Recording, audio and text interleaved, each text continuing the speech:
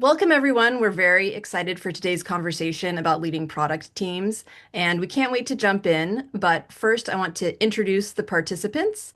So we have Mark Moran of ManageMy. He is a digital insurance specialist with 20 years of experience building customer-centric products for leading global insurers. Since 2018, he's led the design and evolution of the ManageMy platform, delivering automated journeys and self-service solutions that drive growth, efficiency, and better customer experiences across life, health, and P&C insurance. We also have with us Sonny Patel. Sonny is the Chief Product and Technology Officer at Socotra, where she leads the product and engineering teams and owns and executes on Socotra's product strategy. Prior to Socotra, Sonny was a leader at Dell, Microsoft, Amazon, and LivePerson. And finally, we have our moderator, Bobbie Shrivastav, co-founder and CEO of Solvrays. Previously, she was the co-founder and CEO of Docsmore, where she introduced an interactive workflow-driven document management solution to optimize operations. She then co-founded Benakiva, where as COO, she spearheaded initiatives to improve efficiency and customer engagement in life insurance. She's also extremely active in the insurance space. So if you are in the insurance space, you've probably come across Bobbie somewhere. Bobbie, over to you. Thank you. Thank you, team. So, this is such a great conversation for us to have because when we think about 2026, from a product lens, it's not just another planning cycle. I feel like it's this inflection point with all of the new tools and techniques and uh, processes that we have. And the teams that will win will be the ones that aren't just measuring success by what they ship and but actually what moves the business and what creates those outcomes quickly and with high quality. So as we go through this year, product is no longer just a function. It's that operating system for growth, experience, and adaptability. So we're going to start this conversations by looking at the changing landscape. So Mark, from your experience, how are evolving customer expectations, data-driven ecosystems, and this push for personalization are shaping product priorities in your areas and what your teams are focusing on? Yeah, thanks, Bobbie. Well, firstly, customer expectations have massively changed over the last few years and increasingly so over the last 12 months, particularly in the expectations on digital experiences, right? Customers want Amazon-like digital experiences wherever they go, and the same applies to insurance. And it's not only end consumers of insurance, agents and brokers and every other stakeholder in the value chain wants that easy, intuitive, fast-flowing digital experience, whether you're buying a policy, writing a claim, underwriting, all of that applies. So that's a big challenge for everybody in the insurance industry. But the good news is that the technology landscape has evolved massively to facilitate that as well. Thinking about the role of data in that experience, right? Data previously was a post-sale analytical activity. Now we've got the opportunity to bring it right to the start of that digital experience to allow that kind of real-time data analytical customization of whatever experience you want to deliver, so that with the use of technology and real-time data throughout those customer journeys, you get a real opportunity to personalize every individual experience that you deliver. So that's a massive opportunity, but clearly it's a huge challenge as well, and one we need to all get right. Sunny, I know in our session before you were talking about how it's changing for you and some of the insights that you were sharing with us during the winter break. Would love to get your thoughts around what do you see it as changing? Yeah, and how quickly things are moving, right? Hey, Bobbie, more good to see you guys again. And even since we last chatted, I think the big announcement in the AI space has been that Anthropic has put out a new tool for to assist essentially product managers, right? Like with Claude work, both product and design. And the thing that fascinated me so much about that announcement was there was a Twitter conversation with the creator of Claude Code, where one Twitter user said, his name is Boris. He's like, Boris, how much of this Claude work was written by Claude Code? And his response is all of it.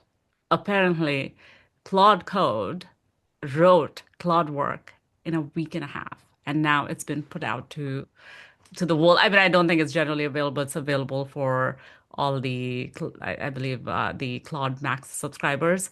But talk about moving fast. And I think that in a lot of ways, uh, so first of all, I 100% agree with what Mark is saying about customer expectations increasing, focused on making things that are easy, building things that are easier to use.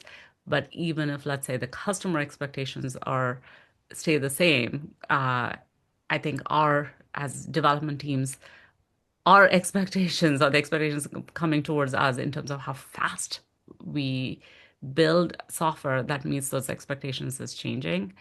But along with those expectations, we're also have the advantage of using these newer tools that are getting better day by day to help with every step of the SDLC process, all the way from defining requirements, designing to then developing, testing, and deploying, what have you. So, yeah, happy to speak about each of those wherever you want me to focus, Bobbie.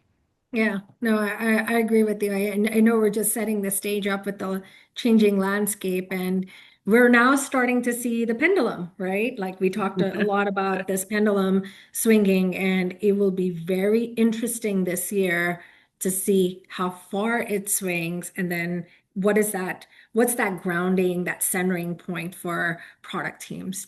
So looking at from Sunny, like looking at now coming into 2026, product team priorities, what are share some key operational goals that you're setting for your teams in this new environment?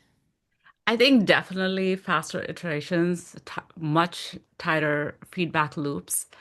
Uh, and I think the beauty right now is, I mean, let's take ourselves back even back 5 years ago, right? I mean, if we had to think about a new product idea, and because building software was so expensive, I think all of our inclination was, let's make sure we do some upfront research and planning to make sure our requirements are correct and validated with customers. Um, and we design it and then go through the iterations to make sure that the design is what we want it to be, amongst internal stakeholders or external customers. And once we have a certain level of confidence, then we'll pull in engineering, because it's always easy to fix a mock-up, much more expensive to fix code. That basic assumption is out of the door at this point, in my opinion. It is, in my opinion, as quick to build code as it is to define the requirements or build a design. And it's really funny. This week I was having a conversation with one of my engineers. He's like, I can actually fix the code faster than I can create a Jira ticket. So I don't know how much time I should really spend on creating a Jira ticket. I could just fix it. And I mean, so how do we, given that we have how we have approached software development has fundamentally shifted. So I think that the good news is the pressure on the product teams to get the requirements right, there's a little bit offloading of that pressure, right? Because even if, let's say, you got it wrong and you built maybe not exactly what was intended, uh, but now you get to build it and show and get even more precise feedback and go iterate quickly again. So that's the beauty of it. But it does mean the pressure now on the product managers is uh, previously the developers were the bottleneck, and now I don't know. It's interesting. We're in a world where maybe the time across each of the disciplines is the same. It's like, so now it's like who can move fast, right? So that probably adds a little bit more pressure to move fast. And it's really interesting, isn't it? And Bobbie, your point about how much momentum is behind that pendulum, right? It's, the challenge we're having at the moment is, how quickly do you allow yourself to get swept along with that pendulum? Because something to your point, exactly, right? We can do away with a large part of that time-consuming early product development life cycle, right? Where you're thinking about it, you're writing user stories, you're doing some wireframes and then into high fidelity wireframes, and then you're testing. You can do that in a matter of hours right now, and you can have a workable, not just a clickable prototype. You can have a workable software-based solution, right? Correct. I think part of the challenge for this year is how do we get the balance right between that speed of innovation with all the things, particularly in the insurance world, all the things that are non-negotiables around, making sure the code is secure, that the data that we're working with, customer data, is protected in the same way as it would if we've got our engineers who've been doing this for years and years thinking about that kind of data and security side first. So I think the interesting thing, we're having it internally, I'm going to watch it as 2026 progresses, is how do we get the balance right between all those things, that Absolutely. speed to market, which is, our view is that, it's great for that innovation and getting to the point where you've got much more certainty on what it is you want to deliver, and how you could do it, so that, you've got a route map, a blueprint for your engineering team from the point you go, yeah, we're confident this is the thing we want to do. And that's hugely exciting for our product managers, right? Because it allows them to get out of a lot of the detail that they would spend days, weeks, maybe even months kind of researching and testing and refining, into focusing more on what the outcome of this will be, because they'll be able to realize that sooner, right? Get the prototype built, get it out and tested, get real world feedback, build in some analytics into it, right? You can build the analytics into those prototypes, which says, okay, where's the friction in these journeys? Let's build in some NPS feedback as part of it, and get it out to a sample of customers or users. And that feedback loop is instant. And it's, to your point, Sonny, it shortens that life cycle by an order of magnitude. So that's hugely exciting, right? It means we can do more that's going to add value, not just to our organizations, but our clients as well, which is what we're all striving for. You brought such a great point, Mark, about security, right? And governance. And oftentimes, Sunny, to your point, it's so much easier now to build that piece of code versus typing like that Jira ticket. But we still need to type that Jira ticket or get AI to do it for you as Right. as a virtual assistant, because some of that stuff is like there's so many ripple effects of where does that information need? Like, how do we measure how long it takes to compliance, right? Like our SOC side of the house looks at what kind of tickets were asked, who approved it.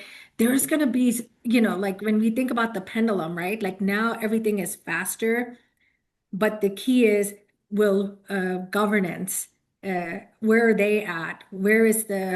Um, where are some of the security controls? We're going to be like really pushing. There's going to be this like really nice contradictory worlds where we can do faster, but we're waiting on these types of entities to catch up. And then it's going to Yeah, be like this, like a little bit of this grayness that we will have to navigate. And I bet those are some of the things that you guys are also looking at it from a focus priority perspective, is how do you navigate that gray in this product area while we're waiting on other entities to catch up. absolutely. Yeah. And we see it kind of in the wider industry, right? Particularly the insurance industry. So we're already talking a lot about AI, right? Because naturally that's the most exciting thing that's happened over the last 18 to 24 months. But if we take a slightly different lens and look at it from our clients' perspectives, right? Insurance carriers' perspectives, that's the same challenge that you articulated there, just in a slightly different way. How do they utilize AI for things like underwriting and claims management and decisioning with the right governance and guardrails around it? And those governance processes are and should be a limiting factor, right? It stops you running at a million miles an hour and getting something out there without having thought through all the parts of the governance process. I think exactly the same applies to the product and the software development life cycle.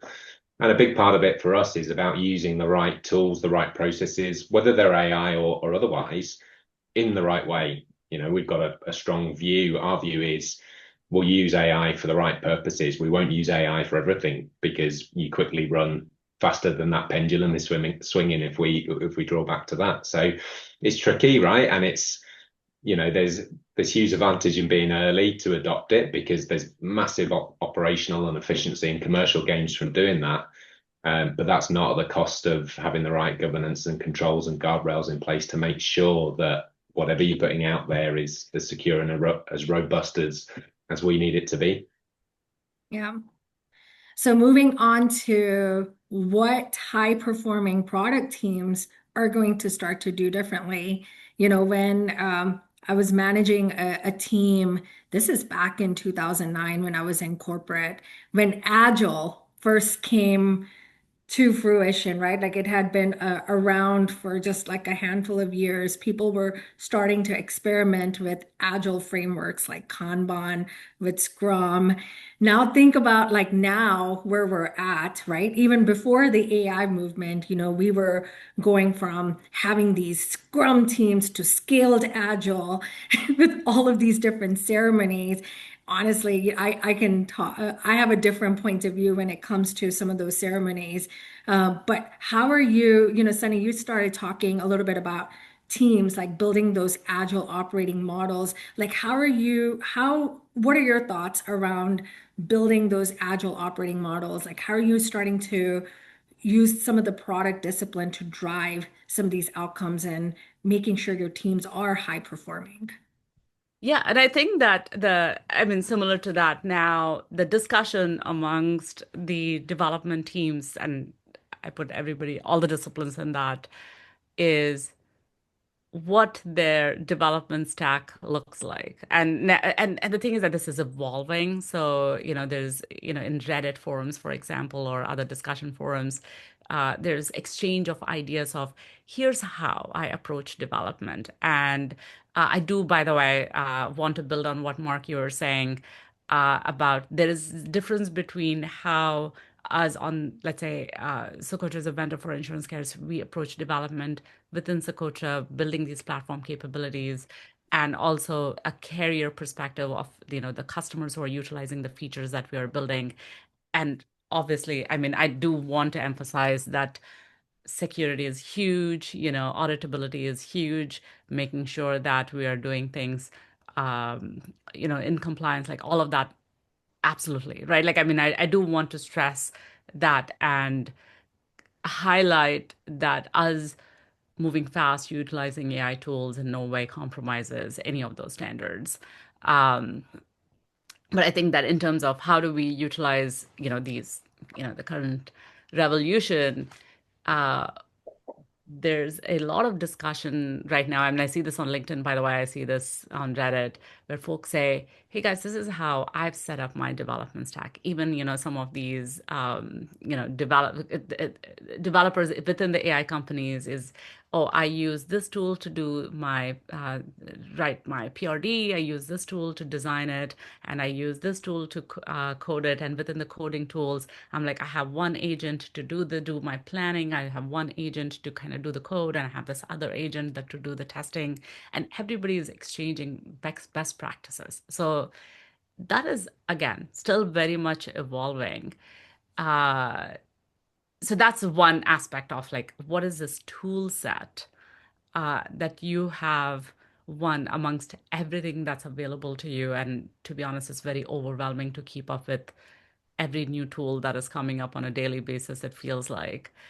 And then there is then the process itself. And by process, I mean some of it could be what kind of prompts are you using to create some of the artifact. And again, that is, we're all experimenting with it. We all have tried some things and we like and we keep doing it. But in some cases, also learning from people. So it's been fascinating experience for me. We've been using this design tool called V0 by Vercel to build some of our design.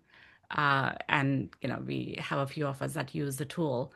And I said, hey, I use it the way I use it. But I sat with our designer and I basically said, can you show me how you use it? And it's just fascinating. Same tool, same interface, how he prompts uh, and gets, in my opinion, a much better result than me sitting with the same design tool and trying to get that. So I think that that is honestly going to become the craft of this is I think that and that's it's fascinating for me to actually observe that is that there is a potentially fallacy where we feel that these tools will become an equalizer because now everybody can do everything. I can now go build designs.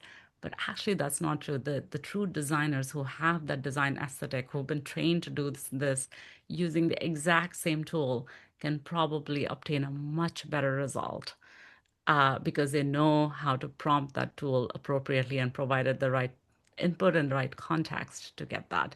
So that is in my opinion, a fascinating, evolving practice. And we're all learning and exchanging ideas at this point. Yeah, it's far from a complete science at the moment, isn't it? It's really interesting. I think one of the areas that we see kind of how that's impacting the product development life cycle for us is kind of almost a blurring of the lines between product and engineering. Again, if you think about kind of Bobbie, you talked about the evolution into agile with those kind of collaborative teams, which is great. And I think the combination of these tools plus agile is a real multiplier. And I touched on it earlier on, the ability to articulate ideas and concepts in a much more fully rounded manner, right? And if you think about, even within engineering teams, you've got different, different skill sets, different backgrounds, different ways of understanding and interpreting a user story, for example. It's now much easier to do that in a way where, you might have one of your developers is a visual learner and one of them needs everything bullet pointed out in user stories and sub stories. Now you can do both. Same from the product management team. How the tools are there to articulate your ideas in so many different ways, almost within an instant, right? And again, reducing that, giving the ability, as we said before, to go more hands-on earlier in the process, which is, that was the idea of agile when we all moved to agile those years ago, is that fast iteration, get it out there, get your hands on it, look and feel, play with it, refine it.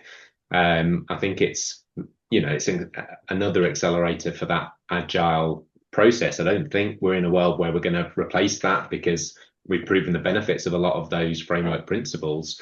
This is like a big power up for agile, right? Which again is massively exciting.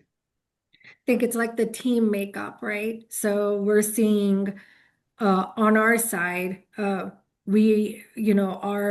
engineering is also another person's going to always like do peer review, but the role of a tester dramatically looks so different now because now you can actually build code that is testable. You're not having to do a lot of manual testing. You can automate the testing and it's so much faster.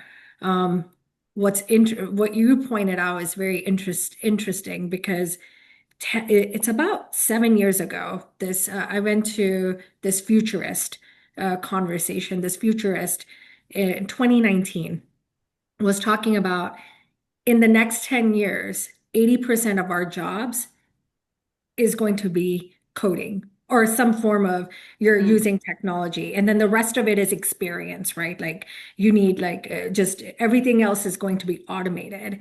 And if you start to look at 2026, and we're having this conversation about what is the product team of the future, right? What are some of the characteristics? It is eerie, scary that, technology is going, you've got to know tech, right? You got to know how to prompt. You got to know how to prompt it so it could generate it's going to look so different as we go this year, next year. And initially back then I was like, yeah, whatever. Now it's like, that thing is in my head. It's like, yep, he's kind of heading in the right direction, and it's very scary. So before we move on to the next section, I did want to have you guys talk a little bit about what does partnership look like now in this era when it comes to, across different ecosystems. I'll go first, Sonny, if you're sorry. I No, cut no, no, across go for you. it, Mark. That's a great question, Bobbie, and a really interesting point. And again, we've seen a big shift over the last couple of years. I would say, certainly in our view, partnership is critical, particularly if we go back to those shifting customer expectations and how they want those Amazon-like experiences, no matter what they're doing, whether it's a claim or a quote or a change of beneficiaries, it doesn't really matter. And also thinking about it through the lens of insurance carriers and brokers and MGAs, you could spend lots of time, like we said earlier on, building lots of custom websites, custom codes, custom integrations with core systems or digital deep front ends like we've got. The world has changed so much in that there's so much that's readily available. The real opportunity now is actually just pick your best fantasy football team, if I can use a sports analogy, right? You can go and pick, the best orchestration layer and the best pricing engine and the best policy admin system, and then you want to enrich your data, then go do that. You want to build in analytics, go and pick that and plug that in. Now, whether that's formal partnerships or that kind of ecosystem approach to building out a platform or a service or whatever it is you need, I think it's easier to do that now than it was 6 months ago, never mind 12 months ago. So from an insurance carrier point of view, that's a huge opportunity, right? Because it shortens their development cycles internally. They don't have to go and do lots of kind of bespoke or internal work. They can pick a service, try it, swap it out if they needed to. They can enhance it, particularly in the world of some subscription-based models and all those things. So from our perspective and what we're seeing with our customers, with our clients, it's a game changer because you don't have to make 100% of the big bets up front, to the point we made earlier on. That business case, that design, that architecture doesn't have to be completely built and thought out before you commit to investing in something. And again, that's a game changer, right? Because you can get it to market quickly, you can test it, you don't have to commit for the next 5 or 10 years to some of these things. And do you know what? You want to plug in a new service and make an evolution to your proposition, then go for it. You can do it in a matter of hours or days, if not less. No, awesome. So now let's talk about how are we going to connect product operations to true business impact. So I know the key to operational goals has to be tied to what outcomes that we're yielding for our customers. So talk a little bit about the nature of the CLTVs, the NPS, the retention, as how do they signal product market fit in your opinion? So, Bobbie, great point. They're massively important, and part of the shift I think we're seeing in product teams is, again, we mentioned it earlier on, it's the shift away from shipping features or building product enhancements to that outcome-based approach, right? Particularly with the speed at which we're able to ideate, to build a proof of concept, to refine it and ship it to market. It gives that real direct line of sight to actually what is the impact of these product developments or product enhancements. You can quickly measure, are we reducing friction in a quote and buy flow? Obviously direct revenue impacts to that. Are we improving engagement throughout the policy lifecycle, which again has direct impacts to retention, direct impacts to customer lifetime value? If you then couple that with the reduced cost to operationalize these things, you're shifting the needle at both sides. So that's really powerful. And then I know I've mentioned it a couple of times, you go back to that modern digital experience where actually the user experience is at the heart of what you're delivering. You then have metrics like NPS coming in. We know that customers who find a good digital experience, a good digital product environment, provider are much more likely to recommend it. They're much more likely to stay with that provider longer. And all those things build straight back down to the bottom line. So the ability for product managers to get really laser focused on those outcomes, but also measure them quickly. I mentioned earlier on around kind of having data in the process rather than at the end of the process. You can get real-time metrics now at the drop of a hat, right? You can see, you can program alerts that, are we getting a new 10% drop off at this part of the customer journey, and you can make instant changes to correct that. That's hugely powerful. But as I said, that means that the product team's focus isn't just on defining and shipping that feature. It's about measuring the impact as soon as it's shipped and then deciding what to do next. Yeah, and I'll add a little bit onto that. I feel like what AI will, or the initial capabilities that can utilize AI, it's essentially eliminating a lot of the business. I'm sorry, a lot of the busy work that any of the user groups do. So let's focus, let's say, on the underwriting experience. There is so much of time that traditionally, when things were very manual, that underwriter spends, that was a lot of, you know, document collection, data collection, validation, whether that is the right data, looking up multiple data sources, uh, very time-consuming work, but probably from a not really high judgment type of a work, right? And we know, especially the more experienced underwriters, the value that they're bringing to the table is uh, in terms of the fine-tuned decision making that they have gathered over their years of looking at multiple applications and what have you, right? So now that AI can help that some of the document ingestion, which I think AI can do really well at this point, looking up from multiple data sources and collating that information and forming its own analysis. Again, not that AI will make the decision, but like present it to the underwriter to basically say, here's what I've collected. And even if that's not 100% what underwriter would do, it's a huge chunk of taking away that work. In my opinion, those type of product enhancements should have an impact on the quality of decision making that underwriters can now make because they're reserving more of their brain cycles to make the right decisions. And I think when applied to, for example, a customer service representative, the ease with which they can respond back to the user, there could be a massive improvement in that, right? So no longer saying, hey, hold on the line, let me go look up and do a bunch of lookups on their side because, their AI assistant could do that for them and present the information that they're looking for. So reducing that friction. So all of those, I think from an experience point of view, because they're improved, in my opinion, directly contribute to a lot of the metrics, Mark, you're mentioning, like NPS and, CLTV. So these are direct inputs to improve those metrics. But and then continuing with what Mark was mentioning is that, but it's important that we do measure it and keep track. And in a lot of ways, that is what tells us that these enhancements really have moved the needle in some of these bottom line metrics we care about.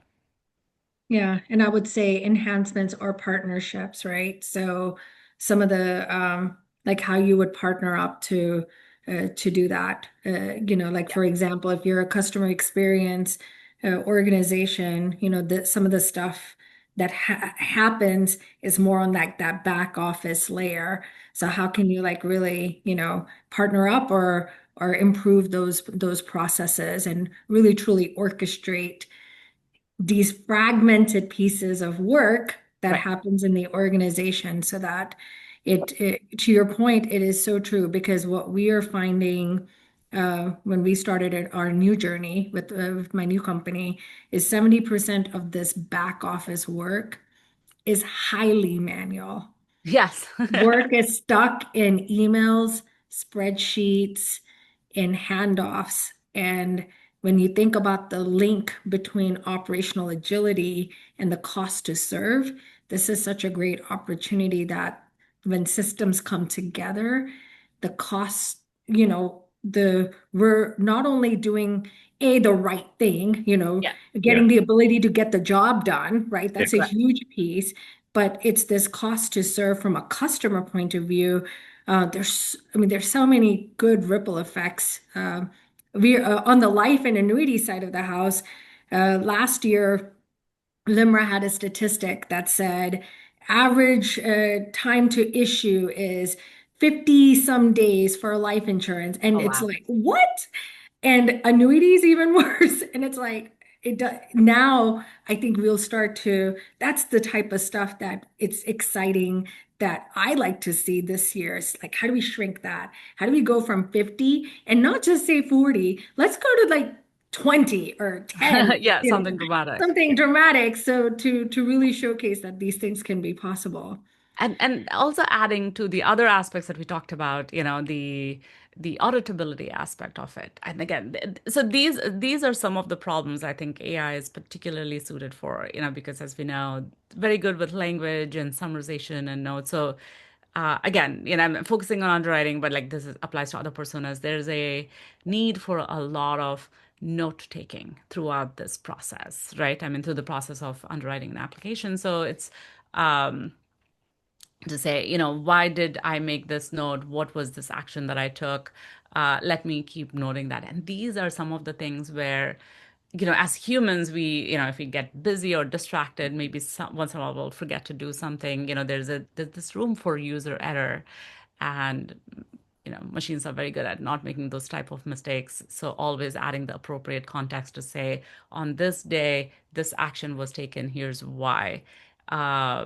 Or in some cases also, so auditability and explainability, and also like add notes to say, this recommendation was made, here's why, right? I mean, here are some data sources that I looked up, got this information, quote the sources.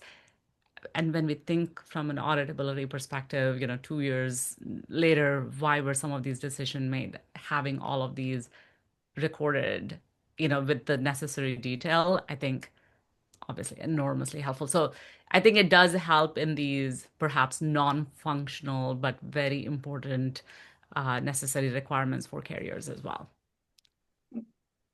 So now let's start to focus on looking ahead. How do you prepare? We're in January right now, preparing for 2026 and beyond. So talk a little bit about, how do you sustain competitiveness along, with all this different disruption? How are you motivating your product teams to start embracing some of these tools and then looking at, potential more customer-centric innovation? From our perspective, so it goes back to the points, Sonny and Bobbie, that you just talking about. I think starting in the right way first. So the last part of the conversation was around how do you reduce the noise in what you have to do, whether that's through automation. The ideal will be 0 to 100%. Our philosophy just internally is how do we get from 0 to 80% done? So you then leave lots more time for the real value add stuff. I think the same applies for insurance carriers in what they're trying to do. So by reducing the noise, you create the opportunity, and thinking about our product teams, you create the opportunity to do a few things, to do more thinking, right? Which is great because you're not stuck in that day to day. I've got to do task A, B, and C, and then I'll start to think about what's going on in the marketplace. And then once you've done the thinking, we touched on it again, right? You can then get to the point of saying, okay, right, here's my idea, here's it refined, here's the proof of concept. So that disruption, in our eyes, that's a huge opportunity. But again, with making sure we utilize the new tools and the processes that are now easier than ever, utilize them in the right way, right? Not our view certainly isn't AI for everything. It's, as I mentioned, it's AI in the right way for the right purpose. But we're not, we're nowhere near throwing people out the door, humans out of the loop. That's a huge part of what we need to do. So, and I think as as insurtechs, we've got the privilege and the opportunity to be early on that journey and then help our clients do the same, right? If we can whether it's a new client or an existing client, come with ideas and opportunities. And again, touching back to those outcome-based discussions, right? It's not the conversations in 2026 aren't going to be, here's a new feature that we think is going to be great. The conversation is going to be, here's how we can add, X dollars onto your customer lifetime value or improve your retention rate by 10%.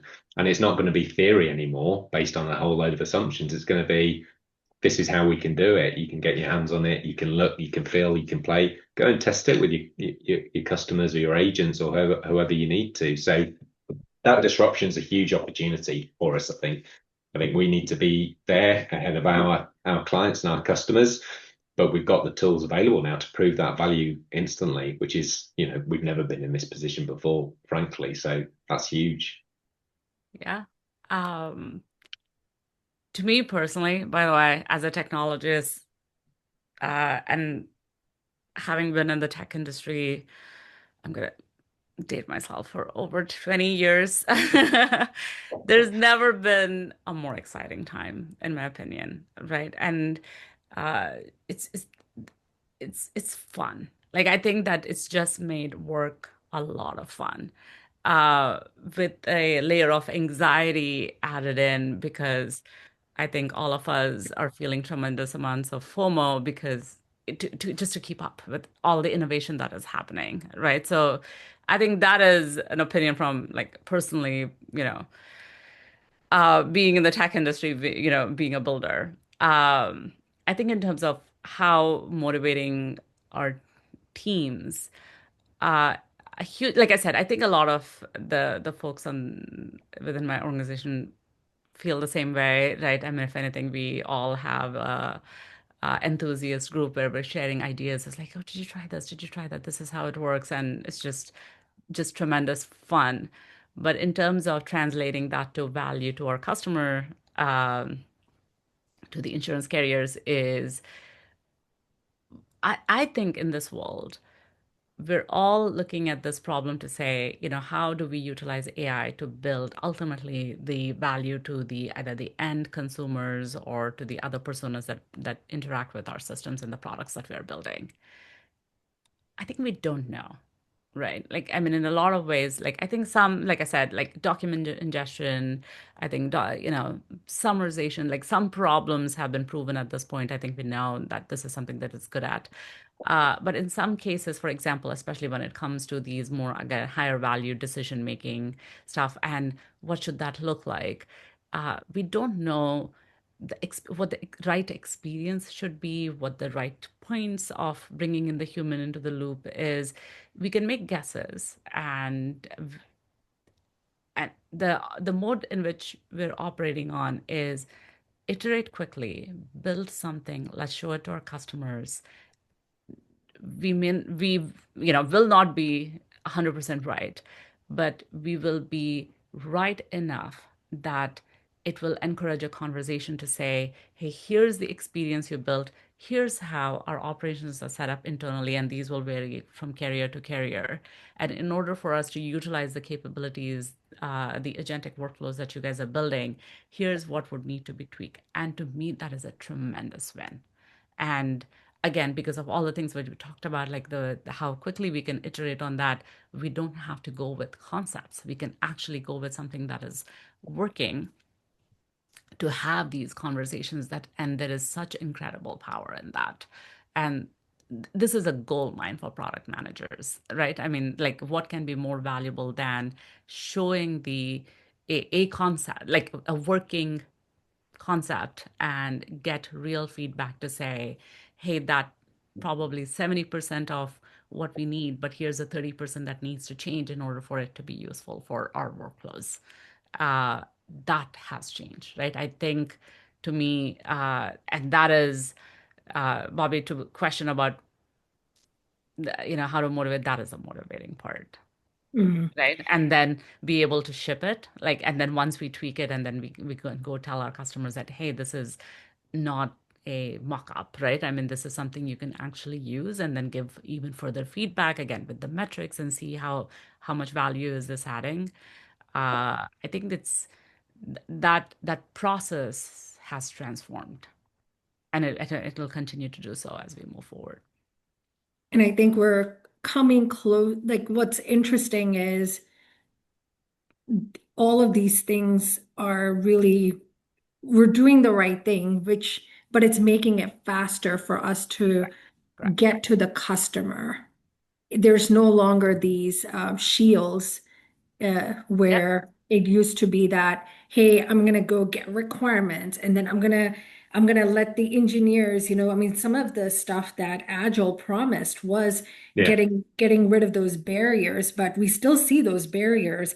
Right. Now I think those barriers are getting even loosened because I take my developers and go talk, here's a client, listen to it and see what you're delivering, Right.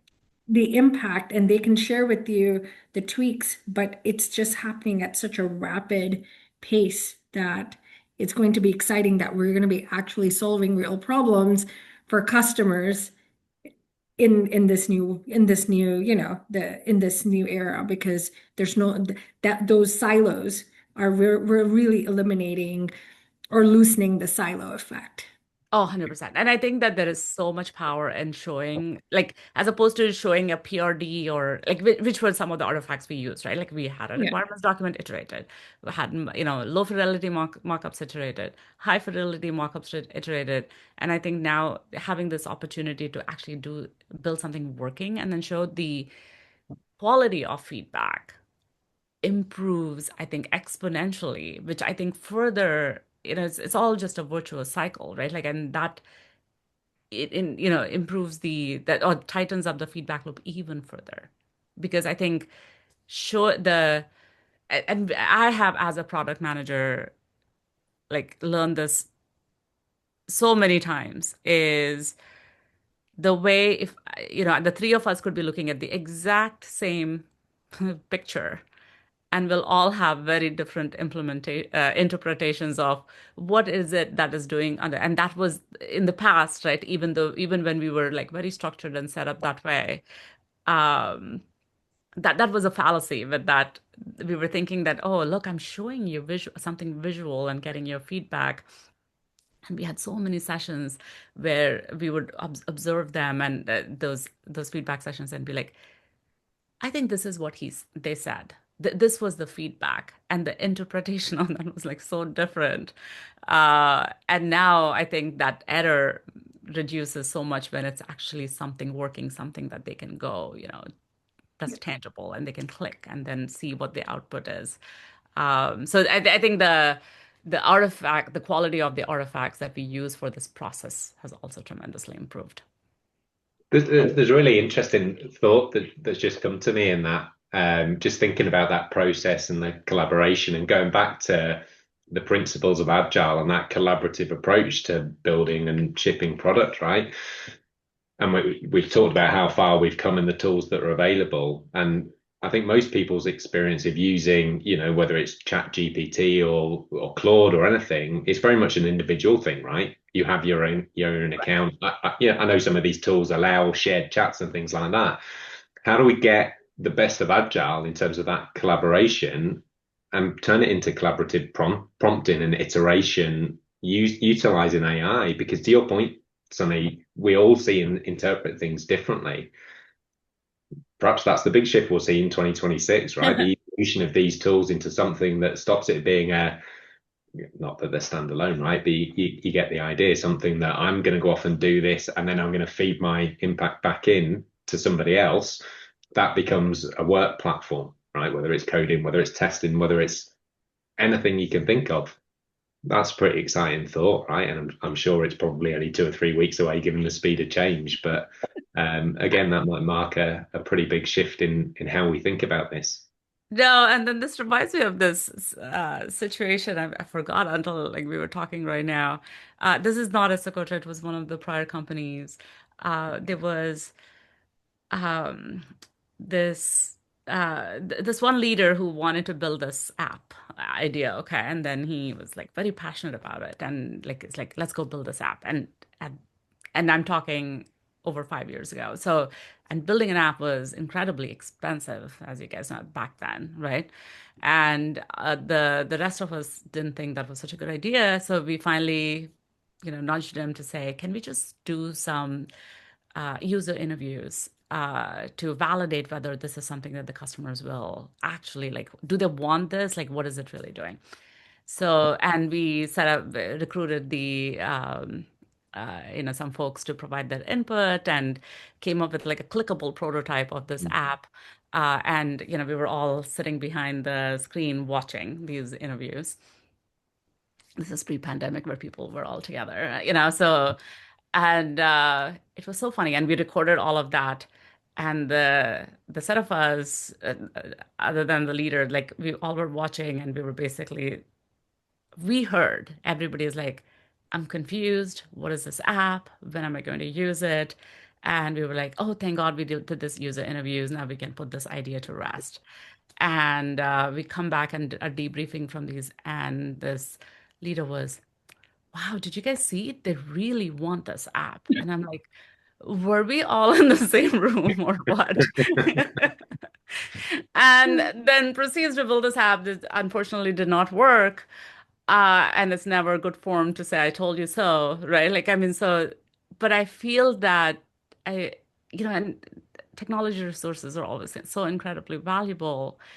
I think with these tools, that's in my opinion, like expense that gets cut outright is that just go build that app, right? Like just go put it in Yeah. people's hands. And then we don't have to play this game of what is this like telephone or I don't know Yeah. what's that. Yeah. And everybody's looking at it like or it comes up with a like you'll know for real like is this idea valid or not? And I think that is the stark shift in Yeah. product development. Fun I times. think I think we will all have those stories, right? If we've been in Yeah. product for a Absolutely. long time, it's like, okay, now I think the test and learn process can be so efficient and data will, to your point, will share everything. So as we close, I know we could be talking like on and on. Yes. What are any final takeaways before we close this out? I think just kind of sum up, it's been a great conversation, right? And you're right, we could probably talk for days on this stuff, but I think the overriding perspective from our side is it's a huge year of opportunity, right? To your point, Bobbie, the pendulum swinging is going to be interesting to see how far it swings because inevitably it will swing back the other way at some point. But thinking about it again, rooting it back in the product perspective, those barriers that we talked about in the last part of the conversation, they're no longer there, right? That's a huge environmental innovation hot pot, like a primordial soup of innovation coming, right? And to get it to market, to get it out there, to get real data quickly, that's huge. And I think the challenges, again, we've all talked about it at various parts, is to make sure we shift from measuring features and widgets to measuring those real value driving commercial outcomes, right? So, it's January, we've got 11 and a half months to focus on that, but it feels like the momentum's there to do it. So let's go, let's do it. +1. Yeah. Yeah. I think at this point I've given up predicting timelines because I think we've been wrong and in a positive way. Like things are moving way faster than any of us have been anticipating. I say exciting times ahead. This is, you know, we've all been given this gift to do our jobs better, and faster. I think to me it seems like a no-brainer that we take advantage of it. Yeah. And I think as the pendulum swings, right? Like if you're on the carrier side, right? Like partner with companies that can help bring it to center is my big theme going into this year, right? Because it's going to go this way, it's going to go this way, but innovation, product team leaders that understand the regulation, the security have seen these cycles back and forth can really bring it to center are the ones that are going to be really successful, like poised to give success and not the not the ones that will just won't ever be compliant, right? And Yeah. then from a to Mark's point, the product teams that will win are the ones that are relentlessly focused on outcomes and not just outputs. So the key would be, who's ready to like really lead this into 2026. I know we are. But that's going to be like the open question that, Yeah. as you're watching this, think about, how do you structure your teams? How do you partner? How do you measure success to stay competitive? So it'll be interesting year to see who does that and who falls behind. Yeah, I agree.